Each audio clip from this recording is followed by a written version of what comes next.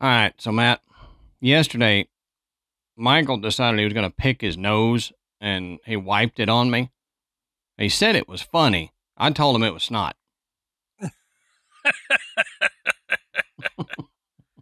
Oh, man.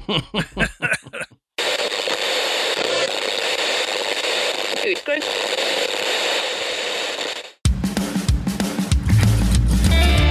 Good evening, everybody, and welcome to the Graveyard. Thank you for joining us tonight. My name is Adam. And my name's Matt. Now, pull up a tombstone or settle into your casket and get comfortable because this is Graveyard Tales.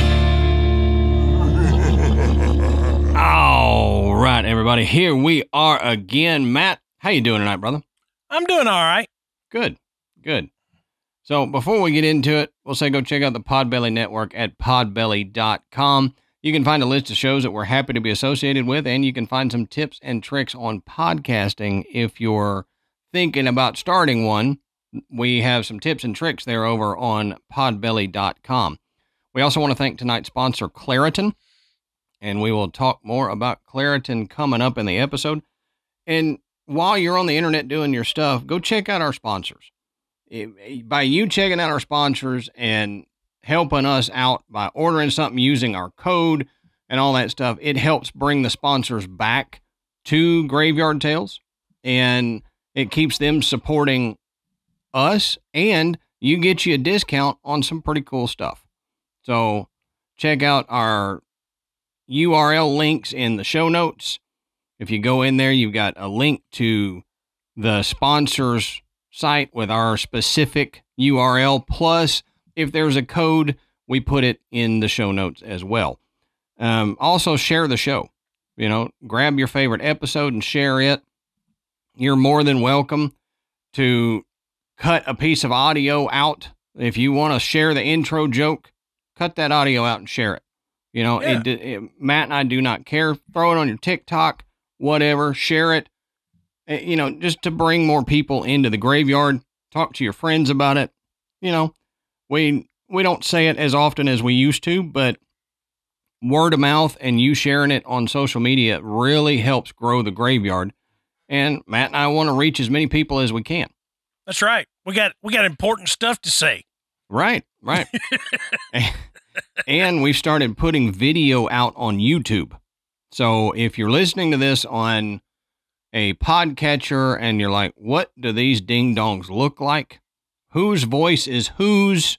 I'm so confused. Is it the one that always wears the hat? Is it the guy with no hair? Which one is it? Whose voice is whose? Go over to YouTube. Like our page. Go over there and check us out. Now, our older videos, just audio. But we started putting actual video of us recording this. I'm waving at you guys right now. As we're recording it, up on YouTube, so you can check us out. We figured, hey, it's a video platform. Why not put the video out on YouTube? Right, yeah. Genius idea, Matt. Yeah. Hey, you know what's funny? You talk about the guy with no hair. I heard Dave Attell today say, apparently, one of the requirements to have a podcast is you have to have a shaved head and a beard. I was like, hey, I resemble that remark. Yeah, right. I guess there has to be a dress code for one of the hosts. That's right. We're lucky that we've got two, so we can fit into multiple categories. You've got the shaved head and a beard, and I'm the idiot with the camo hat. I don't know. Whatever niche I fill. I don't know. The dude wearing the hat. Yeah, the dude with the hat. That guy. That dude with the hat from that one podcast. Y'all ought to see how many different hats Adam wears doing this. Oh, yeah. I mean, eventually you're going to be like, let's see this hat collection. Yeah, I may actually have to do that, but Ashley might be embarrassed for me to show how many hats I actually have. So it's not just, I got a lot of hats, but Adam wears all of his. I do, yeah. And I've got a thing. I'll tell you this. It's a dirty little secret, but I am so anal retentive about my hats that I have a hat carrying case. It's hat luggage. I was just fixing to say, I saw one this weekend. Mm-hmm. And I was like, seriously? Oh, yeah. And the sales guy was like, yeah, man. He said, as much as what hats cost these days, you're going to travel, you throw it in a suitcase, it's going to get ruined. Yep. I was like, I guess. Yeah. That's exactly it. I'm very particular about the way my hat fits. I don't want the brim messed up. I don't want the crown messed up. I don't want it dirty. So I have a little carrying case, hard shell carrying case that I can carry 5 hats or so total in there if I want to. And I'll throw 3-4 hats in there if we're going to go on vacation. And Ashley's like, do you really need that many hats? I said, well, I don't know what the dress is going to, require here. I might need an all black hat. I might need a camo hat. She's like, no, you don't, but whatever. But yeah, and I Scotch guard all my hats so that they don't get stained. I have a fancy thing on the inside of them, a no sweat hat band, which hashtag not a sponsor, but I wish they were. It keeps you from getting the sweat lines on your hat. So if you need any hat care tips, hit me up. I'm more than happy to share. But on the note of what the title of this episode is, Matt, why don't you tell us, what are we talking about tonight, brother? So tonight, Adam and I are going to look at a haunted hotel deep in the heart of Texas. Deep in the heart of Texas. Yes, yeah. He did it. So anyway, whenever, somebody mentions San Antonio, I always think about the Alamo, and then I think about Pee-wee's Big Adventure, and that the Alamo doesn't have a basement. Yeah. So that, I've not ever been to the Alamo. I've been to San Antonio, but I've never been to the Alamo. But I know it doesn't have a basement. You know what I always think of when I think of San Antonio? The Alamo, the boardwalk, and Ozzy peeing on the Alamo. I remember that. Yep. So we're going to look at a haunted hotel that was built in like the late 1850s. So it's really old. And when you look at the history of this place, you're going to go, yeah, I can see why this is a super haunted hotel, which is what people consider. Multiple spirits supposedly reside there. We're going to look at the Menger Hotel in San Antonio, Texas. Yep. And you may hear us. Matt and I were having this discussion before the mics heated up, but we've heard several different ways of pronouncing this, and one of them sounds dirty to me, so I don't want to say that. He means dirty like physically dirty. Yeah. Like a gross word. Yeah. It does. So we're going to call it like the Menger or the Minger or something like that. We're going to use that pronunciation of the G and not the J pronunciation of the G, if that makes sense. Like the GIF argument here. That's right. It's GIF, by the way, graphic. It's not giraffic interfacing. Anyway, as we always say, go check our sources down in the bottom of the show notes. Like how I just fly past that so I can't get any hate there. Down at the bottom of our show notes, we put our links to our sources so you can find where we found all this information. And there is a lot of information. There is, like Matt said, this hotel was started in the 1800s. So obviously there is a lot of history. So I probably don't cover half of it. And some of the stuff I do cover, I can't go into full depth on it. So if you want to go deep dive, go down in the bottom of our show notes and find a link and go travel. It'll be fun. Now, the Menger Hotel sits at 204 Alamo Plaza in San Antonio, Texas. So it sits beside the Alamo and very close to the Riverwalk. So there has been a lot of history take place in this area. I mean, just the land that it sits on Right. Yeah. has a ton of history. I mean, we've talked about haunted battle sites before. Mm-hmm. So why would this be any different? Right. Exactly. And the area that the hotel actually sits on was part of the site of the Battle of the Alamo. So, we'll briefly go into that. If for some reason you don't know what the Battle of the Alamo was, it was one of the bloodiest battles in Texas's history. And it was a battle that was part of the war to win Texas's freedom from Mexico. Now, in February of 1836, Mexican General Santa Anna marched his troops to the Alamo Mission intent on stamping out the rebellion. They arrived with nearly 4,000 soldiers. Despite the odds stacked against them, the Texians and the Tejanos gathered together to fight. They held out for 13 days, and the commanding officer, William Travis, sent missives to other Texas communities for aid and was rewarded when 32 volunteers arrived at the Alamo. But then the number tipped more toward 200. So he was happy to get the 32, but then he ended up getting 200 volunteers, and some of them came from Tennessee. Mm-hmm. So thank you, Volunteer State. Now, for days, the battle commenced, but on March 6, 1836, the Mexican soldiers rushed the compound. Santa Anna's troops sieged the church, busting the doors open with a cannon, and one by one, the Texian fighters and their supporters fell, including infamous James Bowie and Davy Crockett. Now, on the same land that the Menger Hotel is built, it's reported that all the men fighting for Texas's independence were killed. So imagine the amount of blood spilt, and then a hotel comes up here. Yeah. I don't see what could go wrong. No, not at all. Now,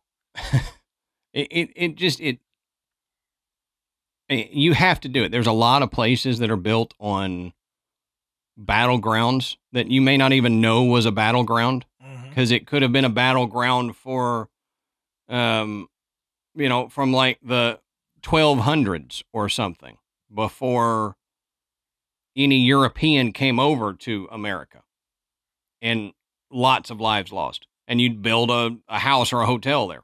So it happens. But when you know about it and then you build a hotel there, you always probably have that in the back of your mind that, there was gallons of blood spilt here. I wonder if I should put a hotel here. I wonder if there's any bad juju around here. Yeah, exactly. Which, just as a quick tidbit, Matt, I don't know if you've heard this, but have you heard the legend of the pink bluebonnet? No, I can't say that I have. Okay, so it's bluebonnet season here in Texas, and they've lasted longer than normal because we haven't got a real hard heat wave yet. But every now and then, amongst the bluebonnets, there will be a pink bluebonnet that comes up.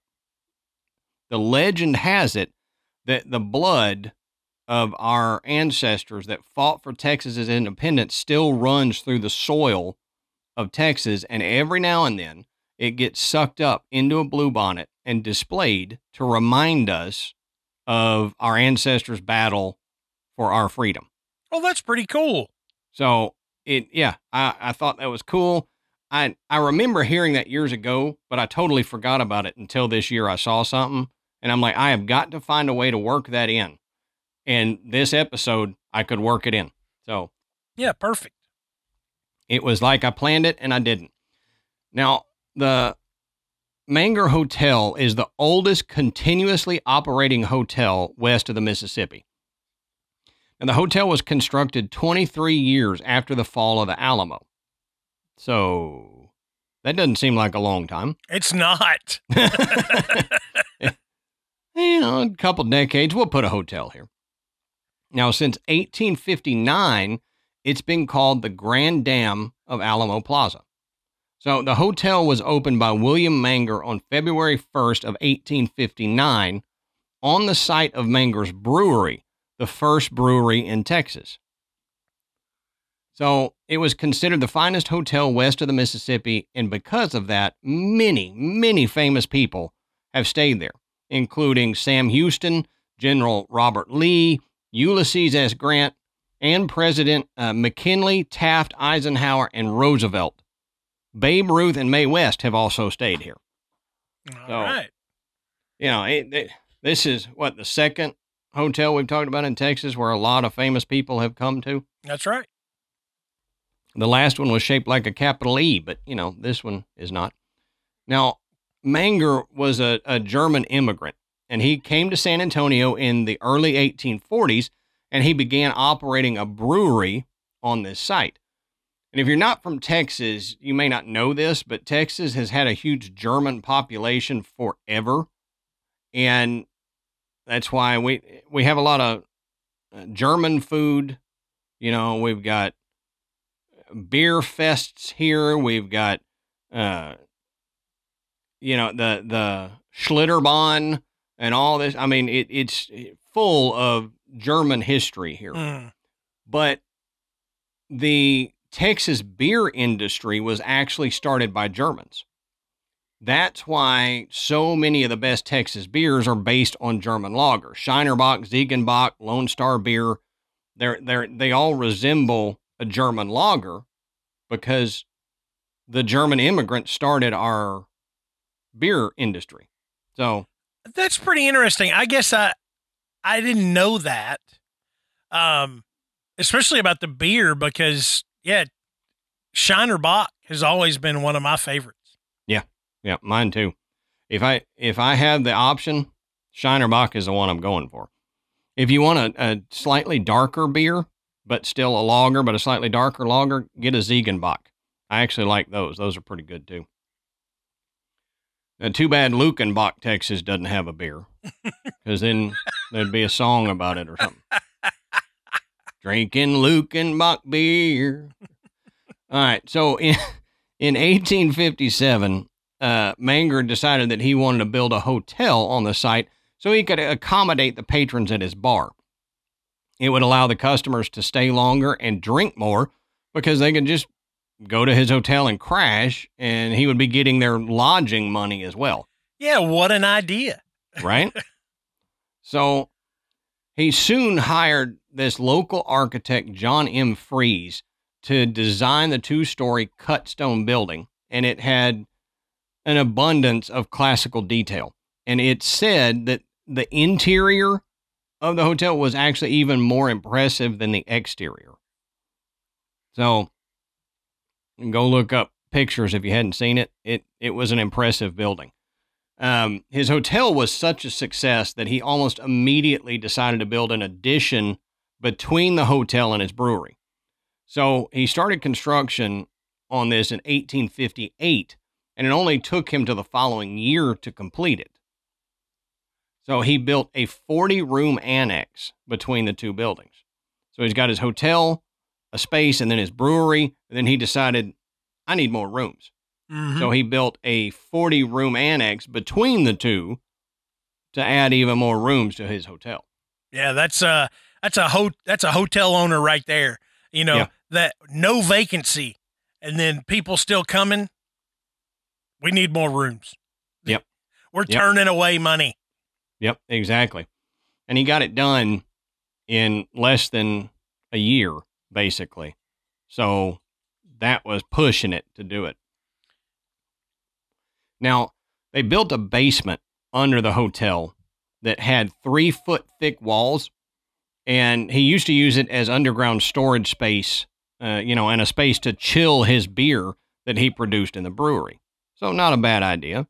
It's wine cellar. You can do that with beer, and it cools it. So you get a chilled beer out of it.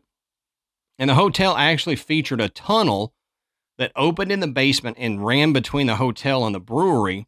And he would take tour groups of select people through this tunnel to his adjacent brewery and give them tours of the brewery and let them have samples to taste. So if he liked you or you were important or something, you could take this secret underground passage over to the brewery and tour the brewery. Now, the Menger received such attention that within 3 months of the grand opening, William and Mary began to sketch out a plan to expand the hotel. Mary is his wife. And what had started out as a 50-room hotel then became a hotel of 90 guest rooms, making it the largest hotel in the area. So the Civil War happened during this time, and it placed a heavy weight on business for the Mengers there. Now, the number of people coming to stay at the hotel slowed dramatically, which, I mean, that makes sense, right? You got Civil War going on. You're not going to have people vacationing and staying at this hotel. But it was so dramatic that William was forced to shut down the establishment, for paying guests, that is. In an attempt to show their support for the war efforts, they decided to open the hotel's doors for the sick and wounded. So for the length of the war, the Menger was converted into a makeshift hospital for those who were sick or gravely wounded, and many passed away during this period that not able to get themselves back to health, or the doctors get them back to health, so they passed away. And so many hotels and places were turned into field hospitals or hospitals of some kind during the Civil War. The Menger is no different, but Matt, we've talked about what kind of atmosphere does that bring upon a place. Oh, yeah. Now, when the Civil War and Reconstruction were over, especially after the railroad arrived in 1877, the Menger became the best-known hotel in the Southwest. It was praised for the cuisine offered in the colonial dining room, which included such specialties as wild game, mango ice cream, and snapper soup made from turtles caught in the San Antonio River. Yuck. They still make mango ice cream there. Oh, well, that's so okay. Yeah. Yeah, you can still go get you some mango ice cream. I don't know if they make snapping turtle soup or not. I thought that's what you were going to say. And I was going to say, like, they still make it? Ugh. Yep. They still go catch it out of the San Antonio River. But they might pull the mangoes out of the San Antonio River. I don't know. I don't know where they keep their mangoes. Can you grow mangoes in Texas? Yeah, you can. It's hot enough. I mean, it's hot enough, but the any citrus, the problem with any citrus, I learned this because I wanted a lemon and lime tree. You either have to really take care of them in the winter, or just buy a new one every winter or every year, because we actually get frosts here, and they can't take a frost. So you can grow it during the summer months and may get a yield, but if you don't cover it and really insulate it, you won't have it the next year. So they could probably grow it, but they would have to take a lot of care. But I bet they get it from Florida or something. Mm. Now, Menger actually died at the hotel in March of 1871. Now, his death was met with grieving from the entire city. But what caused his death is actually still a mystery today. Now, prior to his death, a local newspaper wrote, quote, "Our community can ill spare a gentleman of such public spirit, such enterprise, such generosity, and such wonderful energy," end quote. Now, Menger had grown terribly ill, but there was no autopsy that was done, so his death will always remain something of a mystery. Nobody knows exactly why he died, what he died from, but he passed away in 1871 at the hotel. My thing is in 1871, people just died. I mean, they just died. Yeah. They got sick and they died. Well, in 1871, your body probably just went, no, not cut out for this anymore, and just gave up. I mean, it's got to be some hard living. I realized the guy owned a luxury hotel, but that doesn't necessarily mean that the common cold wouldn't take him out. Right. That was luxury for the time. Mm-hmm. It's still the 1800s. Right, so right. Yeah. You have to be a certain breed of hard to have lived through anything prior to central heat and air. You know, That's exactly right. Especially in southern Texas. I wouldn't have made it. I wouldn't have made it. No. I'd have been like, geez, it's hot. Yep. You know. You find ways to deal. We've had our AC go out here a couple years, and I'll tell you, Matt, the first time it did it, we have hardwood floors downstairs. You know, they put a wax sealant on hardwood floors. Mm-hmm. That whole wax melted the Oh first time our AC went out because it got so hot in the house, it melted the wax sealant on the floor. So, yeah. And we're North Texas. We're not in Southern Texas. So, I mean, I had a friend that lived in Brownsville, you know, and that's like, yeah, it's almost Mexico. Yep, basically. Yep. You know, it's like, yeah, Mexico's right over there. Mm-hmm. I mean, you talk about hot. You could see it probably. Yeah. But I mean, you know, his air conditioner was set on like 85. And it felt like the Arctic in there, didn't it? Are you kidding me? Yeah. He's like, well, yeah, when it's 110, 85 feels pretty good. It's like, yeah, I guess it's all relative. Well, and it's always running at that temperature too. So if it's like 120 outside or something, you set it for 80 something in the house, it's going to always be running. It's never going to shut off. Yeah. So it'll stay cold. Now, Manger's widow and son ended up taking over management of his properties. And despite Manger's death, Mary refused to give up. And right after her husband's passing, she was quick to say, and actually she put it in an ad in the local newspaper, and she gave notice assuring locals that William's death, quote, would cause no change in affairs, end quote, with the brewery or hotel. And it's true. She didn't allow the death of her husband to affect the business at all. So she didn't miss a beat. She kept it going and kept it producing what it produced. And in 1 year alone, Mary welcomed 2,000 guests to the hotel, with an expansion of trains and a depot station being laid out in San Antonio. The Manger Hotel went on to even bigger heights. And by the 1870s, she decided to add lush modern technology and outfitted the entire hotel with its own gas source. Wow. Yeah. Yep. Now, about this time, in the 1890s, Teddy Roosevelt actually recruited his Rough Riders in the hotel bar. And I don't know if you don't know what the Rough Riders are, they were formed during the war with Spain in 1898. And the 1st New Mexico Cavalry entered federal service as the 2nd Squadron, and they were known as the Rough Riders. Well, Theodore Roosevelt conceived the idea of raising a cavalry regiment recruited from businessmen, cowboys, and outdoorsmen. And Roosevelt, who was a former New York National Guardsman, helped organize this and was appointed its lieutenant colonel.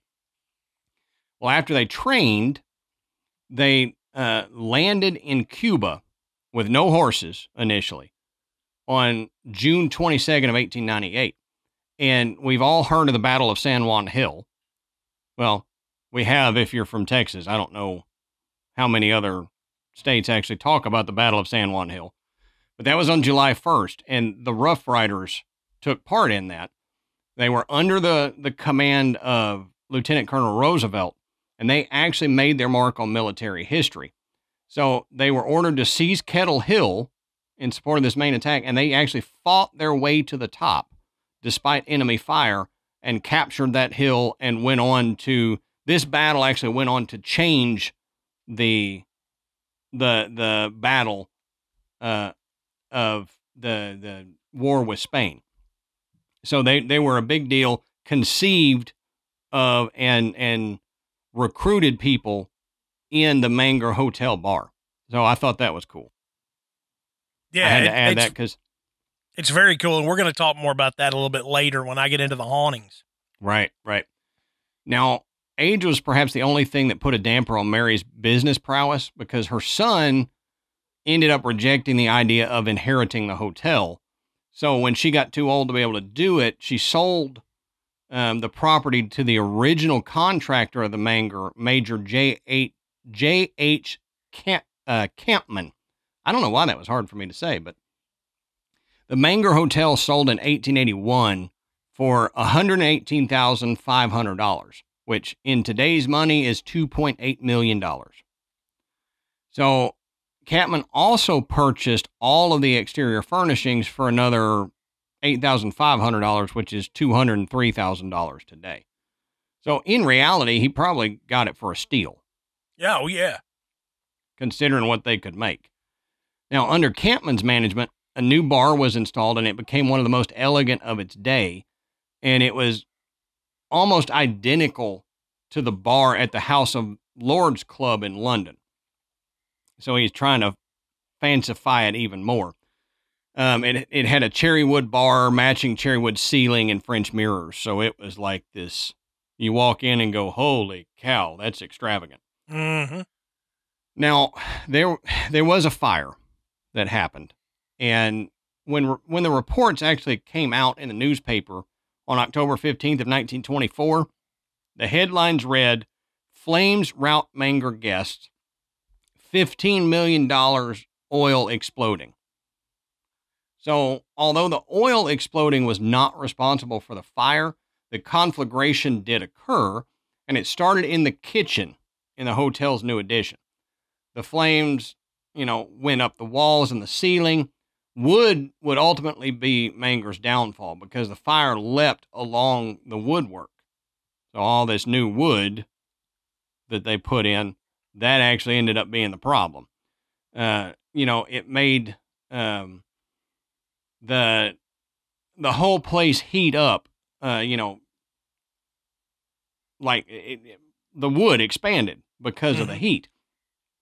And it ended up completely swallowing the entire third and fourth floors because it kind of swelled and fell down into the chimney. Now, all of the guests were urged to evacuate the premises thanks to a night clerk. He realized that there was a fire in the middle of the night somehow.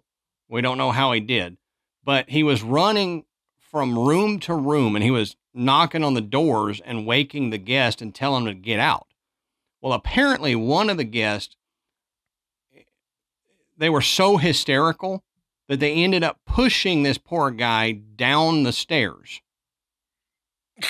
Just in a panic. Panic. The guy who just saved his life, he just pushed him down the stairs in hysteria.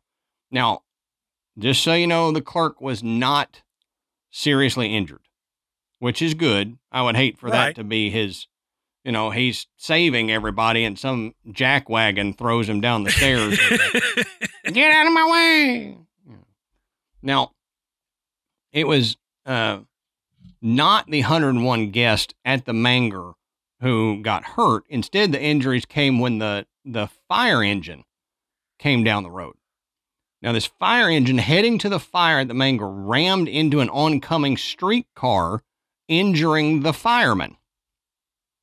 So A.J. Ashbrook and W.R. Boyd, who were operating the vehicle, and 3 people on the streetcar got injured. So one of the firemen was found, quote, unconscious under the wreckage, but there's no mention of his death in the records. So don't know if he died or not. Now, the Express actually recorded it as, quote, rarely have the firemen had to do battle with a more stubborn or spectacular fire, end quote. Apparently, the flames covered the whole block. As we know from old fires, everything's wood, everything's flammable. Right, yeah. If a fire started up in the 1800s or early 1900s, you could just imagine the whole city was probably going to go. Mm-hmm. Because it just jumped from house to house and they couldn't put it out in time and anything. But at the Menger Hotel, the original section of the hotel was actually spared heavy damage, which is good. It was only after the fire had burned for 45 minutes that the Houston Post wrote that, quote, the flames, which at first threatened the entire building, were brought under control.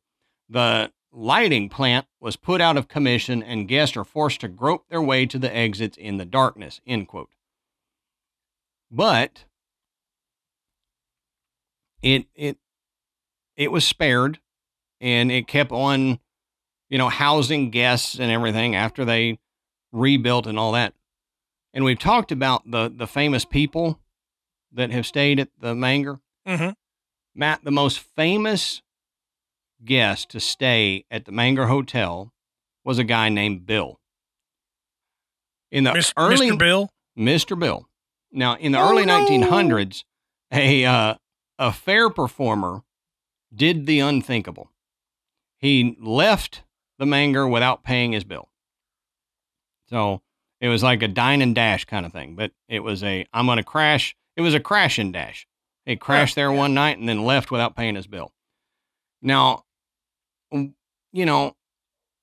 it says you've got to wonder how desperate he was to avoid the payment, because in him leaving, he left his 750-pound bull alligator behind in the room.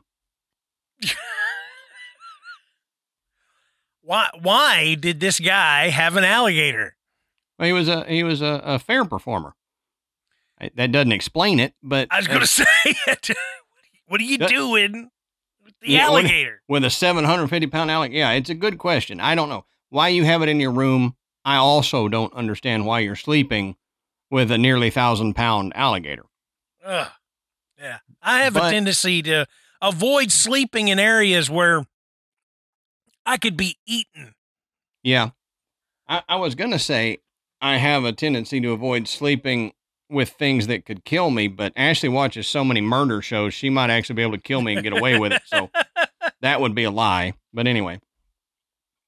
Now, instead of evicting the alligator off their grounds, management actually decided to name him Bill, and they allowed him free reign of the atrium. Sometimes, they said if he was nice, they brought other alligators in so that Bill could have a friend around. So how many hotels do you know of that you go into the atrium and you got to dodge alligators? That doesn't even happen in Louisiana. I know. Most of the time, alligators are persona non grata in hotels. Right. Most of the time, if an alligator is walking toward the door, people are running, shutting the doors. They don't let it in and, hey, go play in the atrium. And Oliver, if he was being nice, what was he doing when he wasn't nice? Right. And what do you do to an alligator when it's not nice? Yeah, I know. He's like how do you scold it? Chewing on a guest's leg, Oh, Bill, you're not being nice. Put little Timmy down. Be nice today, Bill. Stop eating Timmy.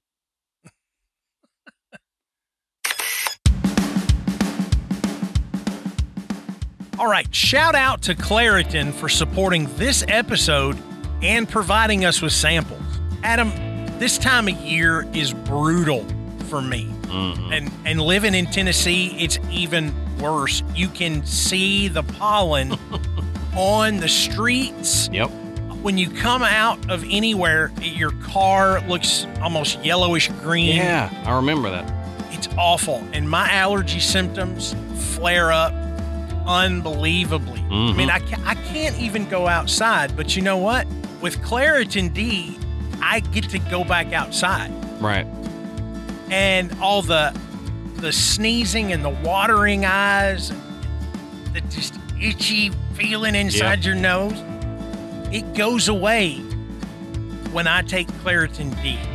So if you're like me and you have these allergies and it just keeps you indoors, luckily for all of you like me who live with the symptoms of allergies, we can live Claritin Clear with Claritin D.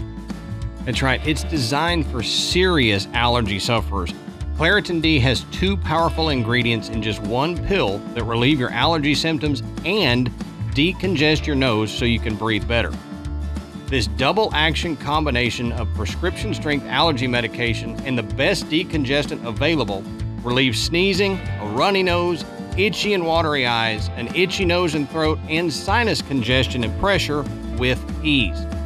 And if you're ready to live life as if you don't have allergies, then it's time to live Claritin Clear. Fast and powerful relief is just a quick trip away. Find Claritin D at the pharmacy counter. Ask for Claritin D at your local pharmacy counter because you don't even need a prescription for it. And you can go to Claritin.com right now for a discount so you can live Claritin Clear. Use as directed.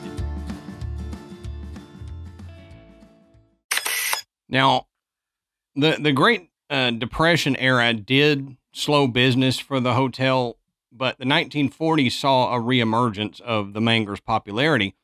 They did renovations and they added on to the hotel by the new owners, the Moody family. And famous people once again returned to their favorite spot. This is when Mae West and Babe Ruth stayed there. Roy Rogers stayed there as well. And 13 of the U.S. presidents have stayed here. So that's kind of cool. Have total of 13 presidents stay here. Now, the Menger was awarded a state historic marker in 1980. And in 1989, it received one of the highest praises for being a historical hotel by being listed on the National Trust for Historic Preservation. Now, the Menger has a Halloween party there for children, and it has an annual Christmas party for underprivileged children. So it deserves the accolades for the finest hotel west of the Mississippi. Oh, yeah. Yeah, absolutely. So, with all this history, you can understand that the Menger Hotel is probably haunted. Yep. Yep. And not only is it haunted by a few ghosts, just a couple. It's estimated that it may be haunted by as many as 45 ghosts. Good grief. It depends on who you ask. It's kind of up for dispute. Sure. Some people say around 32. Others are closer to 45. That's a lot of ghosts. Yeah, okay? Either way, it's a lot of ghosts. And, guests at the Menger have reported paranormal phenomena that just, it covers the gambit. Everything from witnessing beds actually levitate off the floor to hearing these strange rapping noises and even seeing translucent faces appear beside of their own when they're looking in a mirror. So like you're looking in a mirror and then all of a sudden there's another ghostly face looking in like it's leaning in next to you, like you're taking a selfie. Dude, that could startle you so bad you might pee a little. If you're sitting there like fixing your beard or brushing your teeth, and all of a sudden this head just pops up right next to you, I'd probably scream a little bit. Yeah. The scent of cigar smoke can be detected in non-smoking rooms. And the heavy doors in the hotel are often known to open without any source to actually push them open. These big heavy doors, something heavier than a breeze would be able to push open. They just open on their own. Yeah, that's crazy. You can see normal doors, like doors you have in your house, because a lot of times they're hollow or they're lightweight wood. But these old heavy doors, it takes a lot to move an old heavy door. That's right. You got to get some momentum going. Mm-hmm. Now, we talked about Teddy Roosevelt being one of the more famous individuals that visited the Menger. His spirit may still be there. And even though 100 years have passed, many of the Rough Riders also are seen at the Menger. But the ghost of Teddy Roosevelt is one of the more frequently seen spirits. And he's usually seen and or heard at the bar. So when the staff close up at night, they've seen a man appear at the bar. He's kind of this translucent figure. He doesn't move. He's just kind of there. But when he appears, people have said it feels like they're being watched. And then they look down the bar and there's Teddy Roosevelt's ghost. Now, sometimes the ghost is quite vocal. And while he's seated at the bar, he's been known to yell out at workers and try to coerce them into conversation. And on rare occurrences, when staff have actually approached the apparition, he is said to start his recruiting tactics as though he's trying to get them to join the Rough Riders. That's actually kind of cool. I know. Cool. You don't usually get an apparition that will speak. But for the most part, the staff say they're not afraid of Teddy. But there was one time that he spooked a staff member. This guy was a new employee, and he had been given the job to close the bar down at night. Now, he was almost finished, and he heard a sound behind him, and so he turned around, and he saw a man at the bar. Now, Teddy was doing his thing. He's just sitting there and staring off. But when he saw this, the new employee panicked. And so he was pretty scared, and he ran to the door to leave the bar, but then he realized that he had been locked in. So he started banging with his fists on the door. And they don't really know how long, but somebody finally heard him and went and let him out. Oh, jeez. Now, they don't know really how long he was trapped in there, how long the ghost was in there with him. But they said he practically clawed the doors trying to get out. Oh, yeah. Yeah. I believe it. If something trapped me in a room and was messing with me, I'd be trying to claw my way out too. Oh, yeah. Yeah. But it said that employee refused to go back into the bar. I don't doubt it. And I don't blame him. And he quit not too long after that. Makes sense. Yeah. But they say that the ghost of Teddy Roosevelt is still making appearances even today.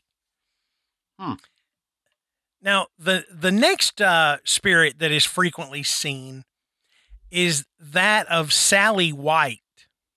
Now, Sally White was one of the Menger Hotel's most beloved staff members during the late 19th century. You know, she was a good lady. She was the sort of person that took pleasure in completing her duties as a chambermaid.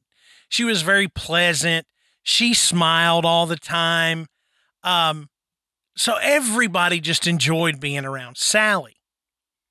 Now, the problem is as happy as Sally looked, her home life wasn't that happy.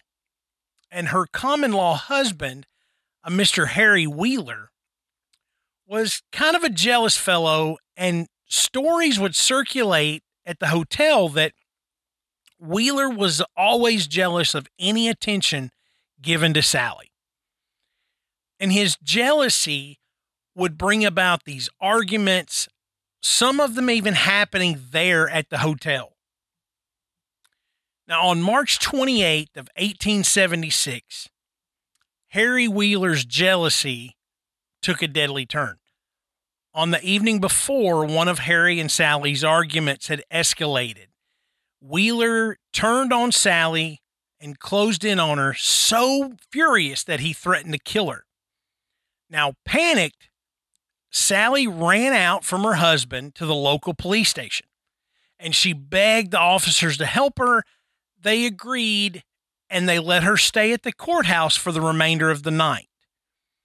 Now, an investigation of Wheeler and their house showed no signs of any weapons, which left the officers without any sort of leverage to arrest him and put him in jail. Now, early the next morning, Sally went back home to gather some items before heading to work at the Menger, and Harry had been waiting for her. And he had been waiting with a loaded pistol. Mm. Now, Sally ran. She ran out of the house, down the street, and trying to get away from Harry, but he followed. And he followed her down 2 blocks. And when he caught up to her, he grabbed her around the throat and he unloaded all 6 shots. Mm. It says he shot her once in the lower abdomen, and when she squirmed out of his grasp, he fired again and shot her just to the left of her spine. Mm. Now, Sally White died 2 days later on one of the 3rd level floors of the original part of the hotel. Okay, the part that's still there. Yeah. Yep. Harry Wheeler was never arrested for the murder of his common-law wife. He went missing after the shooting, and no one is quite certain what happened to him. Now, Mary Menger and the other management at the hotel had loved Sally so much that they decided to fund Sally's funeral costs. The 1876 receipt can still be found in the lobby of the Menger Hotel, where they paid cash for Sally White. It said that the grave, they paid $25 and the coffin was $7. Man, yeah. You can't get buried for that now. No. Yeah. No. I was going to say, y'all know we just had to bury my grandmother at the end of last year, and it was nowhere near that. It was way more than that. Right. But that was still a good amount of money then. Yeah. And it was probably more money than Sally or any of her family would have had. Sure. In 1876, yeah. But today, Sally White's ghost is still seen frequently throughout the hotel, most often on the 3rd floor where she passed away over 100 years ago. But it seems that even in death, Sally enjoys her work at the Menger because she is most often seen holding an armful of towels or sheets against her chest. Oh, wow. And Sally's presence is one most often reported by guests of the hotel. And if you ask the front desk, they'll tell you that they occasionally receive calls about a strange maid wearing an old-fashioned uniform who suddenly disappears and doesn't answer when spoken to. Now, on 2 different occasions, guests reported seeing Sally's ghost walk through a door or a wall as though the barrier wasn't even there. As always, her hands were full of sheets and towels. On the 2nd occasion, the guest had just gotten out of the shower when she saw Sally's apparition folding sheets at the edge of her bed. Now, that'll get you. Yeah. Sally's like, would you like a towel? Yeah, so it scared her pretty good, and the guest ran downstairs to the front desk and told the concierge everything that she had seen. Okay, quick question. Did she get dressed? It doesn't specify. All right. But I'm wanting to say probably not. Yeah, the way it's worded, it sounds like she just screamed and took off running. Right. So I think that's the gist of the story, is that it scared her so much that she just ran down there before she got dressed.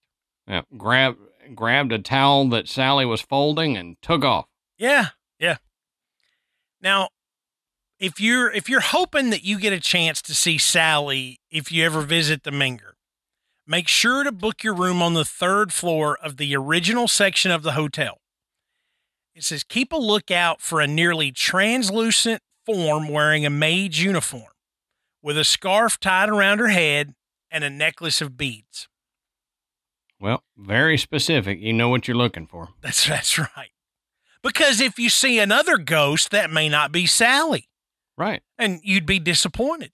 Yeah, if she doesn't have a scarf and beads, I mean, you're like, look, Teddy, I'm not here to see you. I came here to see Sally. Go get Sally. Now, another notable spirit in the Menger Hotel is that of Captain Richard King. Now, originally from New York, Richard's poor Irish family lacked the funds to provide for their son.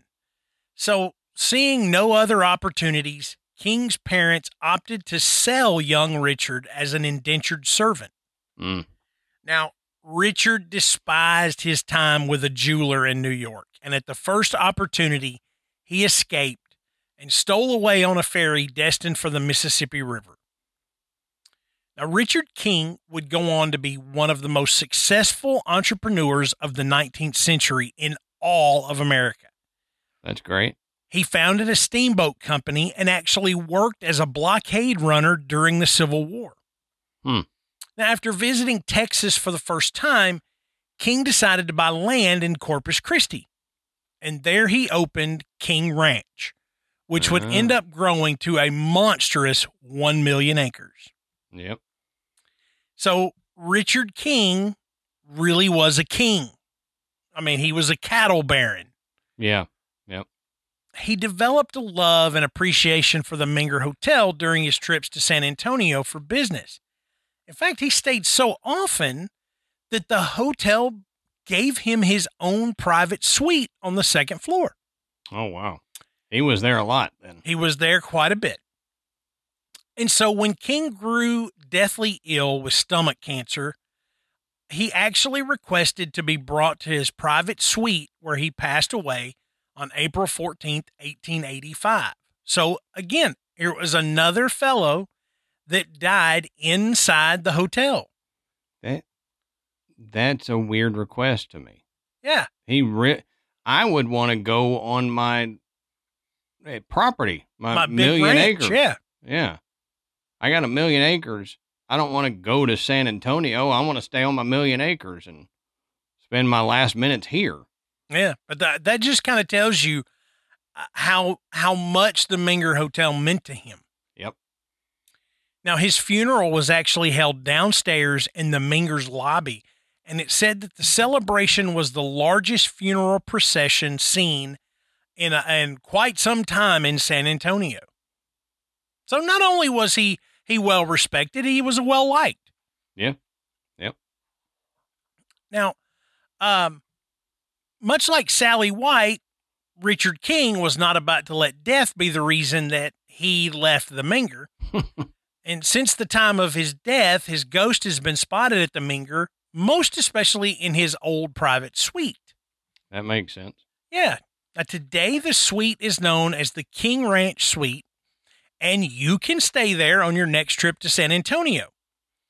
Probably not. I probably can't afford it, but here's the catch. The bed in the suite is the same bed that King died on. Oh, wow. Yeah. That's no. They've changed the sheets. Well, that's okay. That's yeah, they have changed the sheets. Did Sally change the sheets? I don't know. But guests have reported all sort of phenomena inside the suite, especially the sense of being watched. One woman, could I say that any weirder? Yeah, one woman. One woman. Womings? One woman, while sleeping, was awoken to glance at the foot of her bed and see an apparition of Captain King watching her. Creepy. That's, we've heard that before. Mm-hmm. You wake up and there's somebody standing at the end of your bed. Now, look, I don't know if it's happened to you, but when your kids walk into your room at night and just kind of stand there, and something about your brain says, somebody is standing here. Yeah. And you wake up and look, it will scare the absolute crap out of you. Dude, yeah, I have almost punched Michael because he used to like to sneak down the hallway and sneak into our room and like be as quiet as he could until he got into the room. And the first time he did it, he just stood there, like you're saying, until we woke up, and both Ashley and I, and you wake me up like that, I'm going to like throw a hand up, and he was close. I almost got him. Yeah. And Ashley was like, you've got to make noise. Don't just sneak in. So the next time he sneaks down the hallway, sneaks into the room and goes, "Hey." And both of us went, "Oh my God. We're like, "No, you make noise coming out of your room. Like, start Shut down your the door. hallway. Yeah, start down the hallway making noise. That way I know it's you." Because Ashley told him, "Dadam's gonna punch you in the face one day accidentally. If you sneak up on him like that, he's gonna just throw a hand up and get you accidentally." Make noise. Hey. Yeah. Hey, that's worse. Yeah. Oh my God. More noise, different noise. Oh God. Piper used to be the worst about it. She would just stand there and it would scare the, Yep. she could probably crawl into the bed Mm-hmm. and not wake me up. Yeah, But ninja boy, skills. just standing right there. Mm-hmm. Give me a break. But for some reason, you can hear that heavy breathing. Yeah. But I'm telling you, if you wake up like that and you look and see a ghost, Mm-hmm. oh Lord. Yep. I mean, it'd be over. Well, and we've also talked about the apparitions watching women sleep. And I mean, to me, that's way creepier than if you said, "Oh, they're watching a dude sleep." Mm-hmm. You know, for some reason, a dude apparition watching a lady sleep. It's like, dude, Oh, I know. I would tell you to get a life, but that's over with. That's So right. get an afterlife. Get or an something. afterlife. Now, other guests have claimed to hear heavy footsteps walking around in the room. They've also heard the shutters on the windows open and close by themselves. Captain King's apparition has been spotted roaming the hallways on the second floor and then disappearing through doorways. But the strangest paranormal activity must be the dancing red orb that has only ever appeared in King's suite or just outside it. That is unusual because, you know, when you see orbs, very rarely do you go, "That's a red orb." And then you see it often enough that you're able to associate it with a location. Yeah. I mean, Yeah. most of the time, you know how we are about orbs, you see them on a video and you're like, it's dust, it's whatever. You don't really notice an orb with your naked eye and then see it well enough to go, "Hey, it's red." Yeah. Yeah. And other people to go, "Have you noticed you only see that red orb up there by the King Ranch suite?" Right. I was going to say that to be associated with a specific area, Yeah. like, you're like, "Oh yeah, this is the red orb hallway. This is the red orb suite." Yeah. It's strange. But there is so much activity in that suite that it is said that housekeepers will only go in there in pairs because of all the ghostly activity. Well, I mean, you've got a man's literal deathbed Yeah, no joke. still being used. So I'm not surprised No, not at all. that happens there. Why don't I'm you hang also up not- the clothes he died in? Put Yeah. them in the closet. Yeah. I'm not surprised that he's now standing at the end of the bed going, "Why are you in my bed?" Because it was literally his bed. That's right. It's just not where his bed was. Right. It was And it's his not- bed. It wasn't a typical hotel bed where a bunch of people stayed on it. Uh-huh. That was his suite that nobody else stayed in. Right. And now Yeah. you're sleeping on that bed that was his, that he died in, and you're shocked. I mean, even I might do that. If I die in bed and somebody gets my bed, I may go, "What are you doing in my bed?" Like right in their ear every night. Come "Get down out and of my go, bed." "Hey." Yeah. How does that crease my butt made feel? Does your butt fit directly into my butt crease? Is it nice or is it weird? It's kind of weird. Is it weirder that I'm talking to you after death? Or that your butt is where my butt was? Your fascination with butts tonight. I don't know what Everybody's the deal got their thing. Yeah. Now, the bar has a few other spirits. One is of a 1970s Playboy. As the story goes, a couple was in the bar late one night, and the husband was off to one side waiting for his wife. Then a gentleman dressed quite dapperly entered the bar and began to walk straight toward the husband's wife with his Playboy style, you know. Mm. The husband took notice of this man approaching his wife and intercepted the stranger.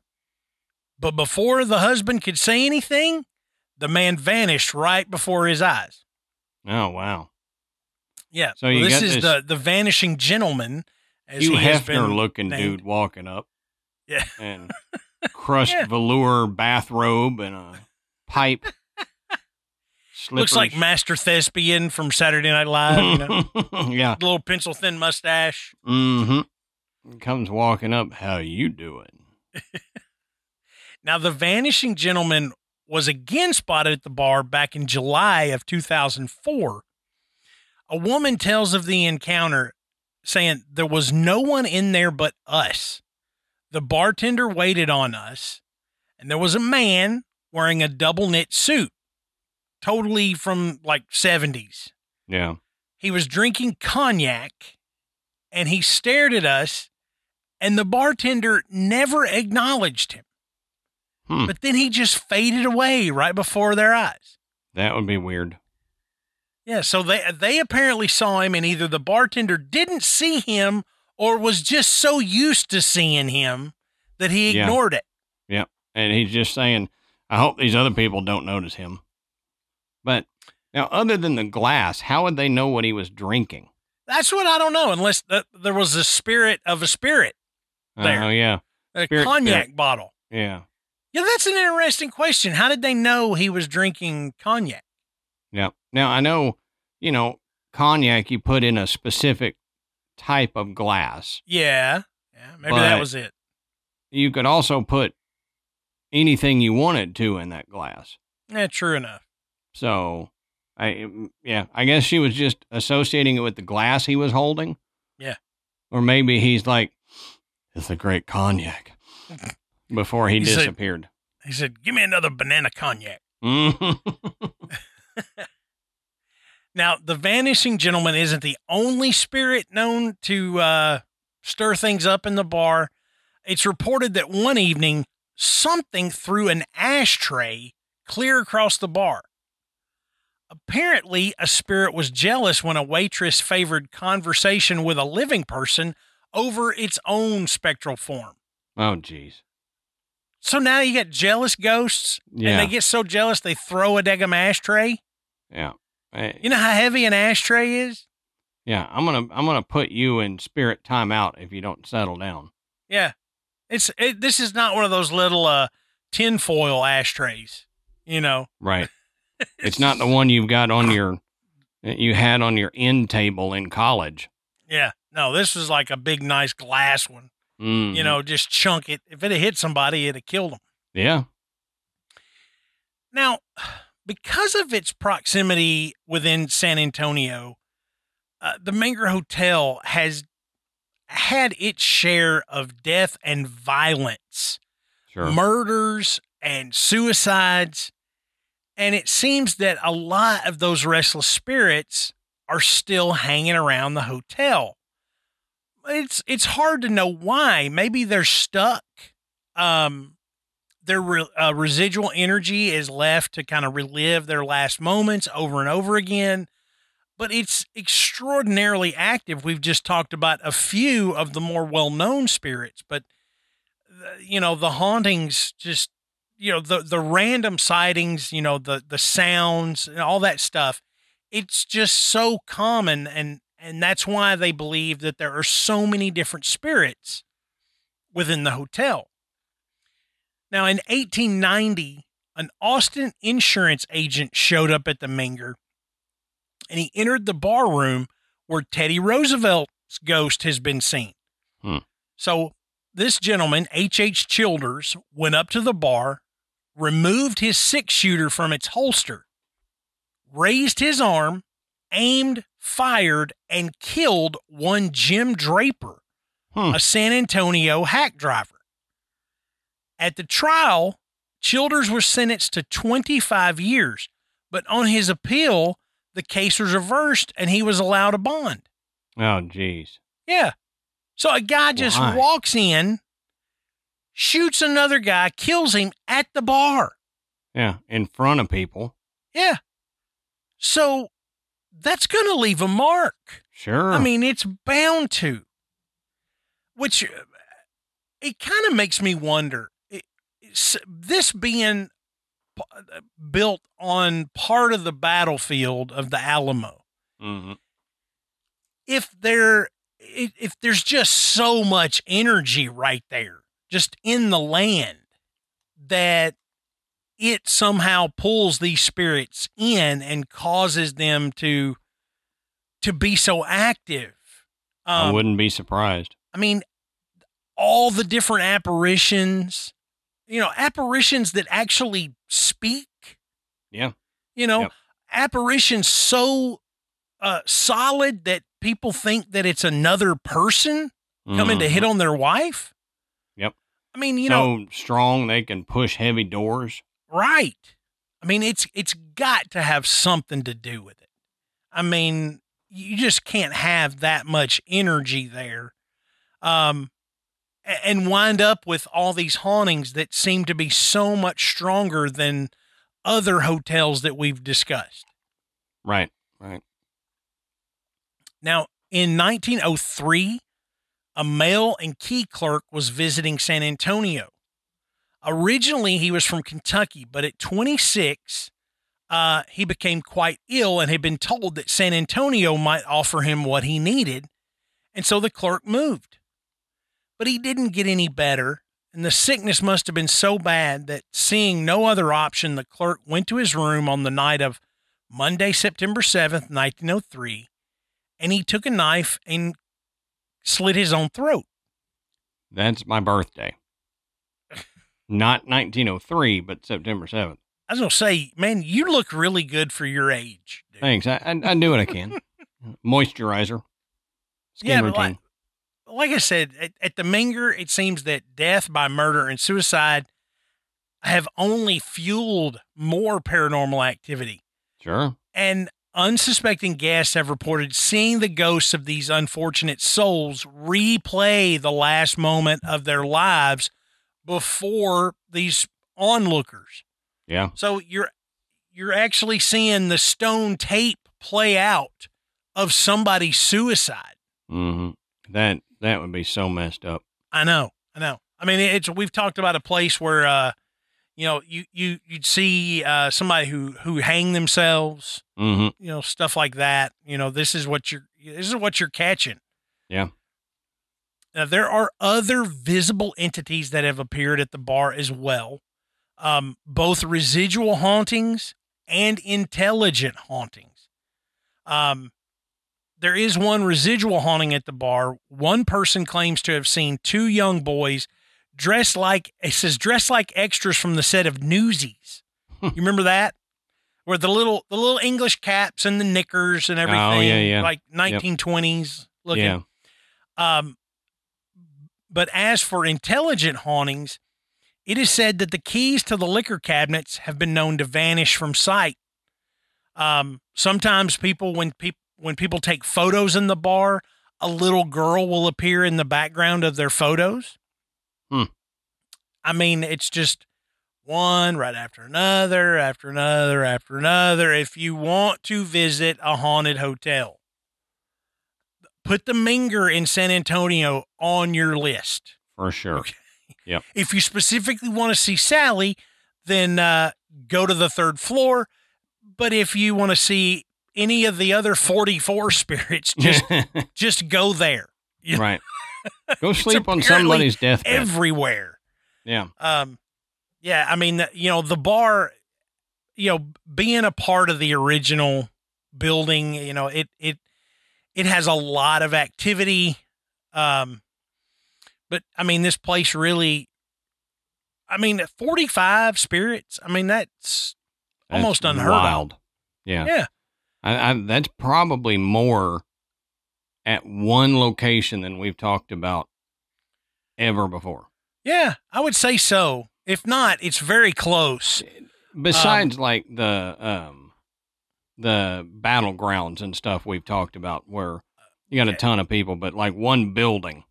Yeah, or like these asylums where there were thousands of people there over the course of the years. But yeah, for a hotel to have this many, it's really strange. But when you look at all the things surrounding that hotel, you know, murder and death, you know, suicide, and then on top of it, it's on a battleground of an extraordinarily bloody battle. Yep. And it was built only 23 years after that. So, I mean, there was a lot of energy in that ground. Yep. That it may have still you been, just started building on it. Yeah, it may have still been stained red. Yeah, I mean, it's possible. So, you know, we've got a lot of listeners in Texas, and I bet some of you have actually been to the Menger. If you have, we'd love to hear the stories. You know, if you've experienced anything, let us know about it. And one of the best places to do that is in our Facebook group. Get in there. I mean, we've got thousands of members that share these personal experiences. Like it's a private group. It's safe. No one's going to make fun of you. We just all want to hear these really great ghost stories. Mm-hmm. Check out our website, which is graveyardpodcast.com. And there you can find links to purchase Graveyard Tales merchandise. You can listen to the show, and you can become a patron. And we like to thank everyone who has donated their hard-earned money to the effort that Adam and I put into this show. We thank you so much. Don't forget to rate and review us on iTunes. Remember, it helps bring more people into the graveyard. So, until next time, we'll save you a seat in the graveyard. See you soon.